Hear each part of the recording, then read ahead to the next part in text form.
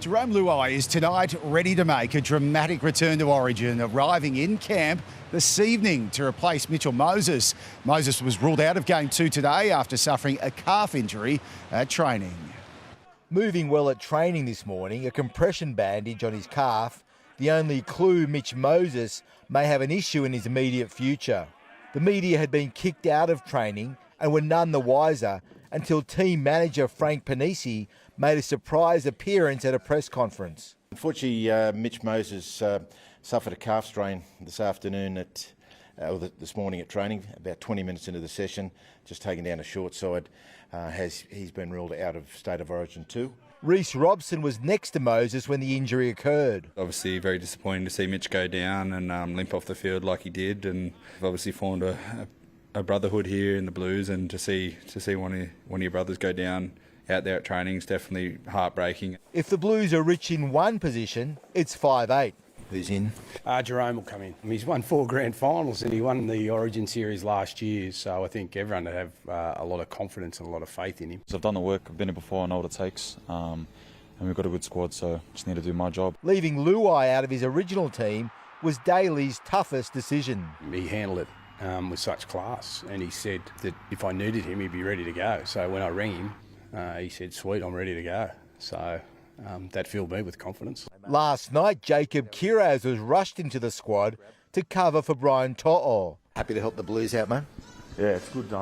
It's always been an honour, it's a privilege, so yeah, it's good, bro. Kiraz trained with the side today.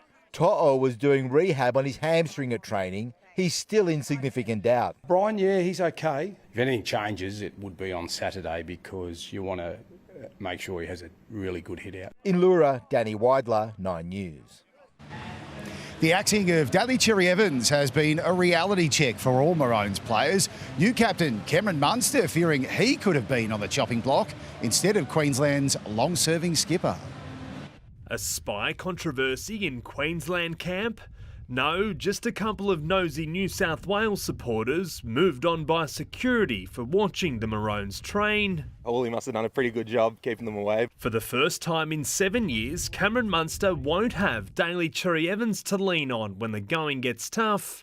He was so calm and collected, never got flustered, got the boys around and had a bit of an aura about him that some guys probably in the team don't have. He's going to be sorely missed leadership-wise. At 36, perhaps Cherry had become overripe for the rep arena. It could have been me, like when you look at it, it could have been me that got the drop, but I think maybe the age factor probably played a little bit of part. Dumped by Billy Slater. Well, obviously he's disappointed. DCE has put on a brave face back in clubland. How's he been around the group? Excellent, yeah, very good. He doesn't have a point to prove to anybody, but we expect him to do his job this week. Anthony Seibold insisting Tom Trebojevic is fully fit. We wouldn't play him if we didn't think that he was 100% fit. The fullback returning from his third stint on the sidelines this season. It's been a really frustrating season for him so far. He's so keen to get back on the park, mate. He's had a real energy to him this week, and touch wood that Turbo can get a consistent run of games going through the end of the season. Zach Bailey, 9 News.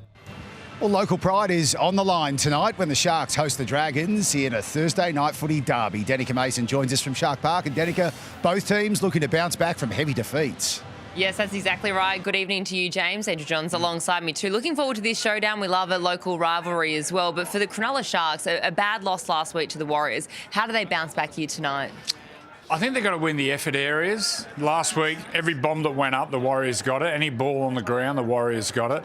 And I think technically, they've got to attack more out of dummy half. Blake Brayley, really sharp out of dummy half. I'd just love to see him get out of dummy half and close support around the middle of the field. What about for the Dragons? Damien Cook's successor there, Jacob Little, he re-signed this week. Is he someone who's been flying under the radar for you? Oh, 100%. He's a try scorer. He's got great speed. He's had a couple of leg injuries, knee reconstructions when he was at the Tigers. But if there's a try to be scored, he can score them. Yeah, he's under the radar for sure. All right, well, looking forward to this one, James. And, of course, all the action right here on Nine's Wide World of Sports from 7:30.